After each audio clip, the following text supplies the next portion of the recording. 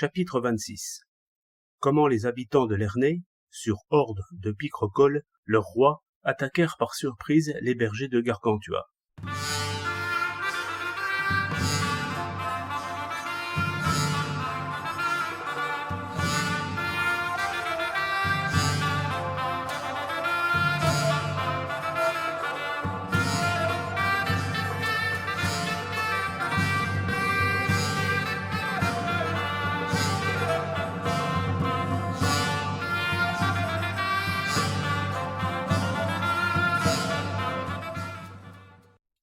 Les Foissiers, rentrés à Lernay, immédiatement, sans prendre le temps de boire ni de manger, se transportèrent au Capitole et là, devant leur roi nommé Picrochole, troisième du nom, exposèrent leurs doléances en montrant leurs paniers crevés, leurs bonnets enfoncés, leurs habits déchirés, leurs fouasses pillées et surtout marqués, énormément blessés.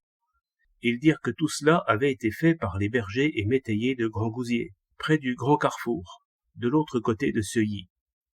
Picrochole, incontinent, entra dans une colère folle, et, sans s'interroger davantage sur le pourquoi ni le comment, fit crier par son pays ban et arrière-ban, et ordonner que chacun, sous peine de la corde, se trouvât en armes sur la grande place devant le château, à midi. Pour donner plus de consistance à son projet, il fit battre tambour aux alentours de la ville. Lui-même, pendant qu'on préparait son dîner, alla faire mettre son artillerie sur affût, déployer son enseigne et son oriflamme, et charger force munitions, tant pour l'armement que pour la gueule. Tout en dînant, il distribua les affectations et, sur sa décision, le seigneur Trepelu fut nommé à l'avant-garde, laquelle comptait 16 014 arquebusiers et 35 011 miliciens. Le grand écuyer Touquedillon fut préposé à l'artillerie, où l'on compta 914 grosses pièces de bronze, canons, double canon, basilic, serpentine, coulevrine, bombarde, faucon, mortier, spirole et autres pièces. L'arrière-garde fut confiée au duc Raquedenard. Au plus fort de la troupe se tinrent le roi et les princes de son royaume.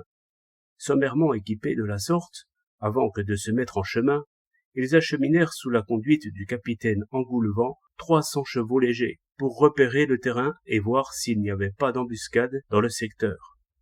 Après soigneuse exploration, ils trouvèrent tout le pays alentour paisible et silencieux, sans le moindre rassemblement. À cette information, Picrochole commanda que chacun se mit en marche en hâte sous son enseigne. Alors, sans ordre ni organisation, ils se mirent en campagne pêle-mêle, dévastant et détruisant tout sur leur passage, n'épargnant pauvres ni riches, lieux saints ni profanes. Ils emmenaient bœufs, vaches, taureaux, veaux, génisses, brebis, moutons, chèvres et boucs, poules, chapons, poulets, oisons, jarres, oies, porcs, truies, gorets, abattaient les noix, vendangeaient les vignes, emportaient les ceps, faisaient tomber tous les fruits des arbres. C'était un tohu-bohu innommable que leurs agissements, et ils ne trouvaient personne qui leur résistât. Tous se rendaient à leur merci, les suppliant de les traiter avec plus d'humanité, eu égard à ce qu'ils avaient de tout temps vécu en bon et cordial voisinage, et ne commirent jamais à leur endroit d'excès ni d'outrage pour être ainsi subitement malmenés par eux. Dieu les en punirait sous peu. Mais à ces objurations, ils ne répondaient rien, sinon qu'ils allaient leur apprendre à manger de la fouasse.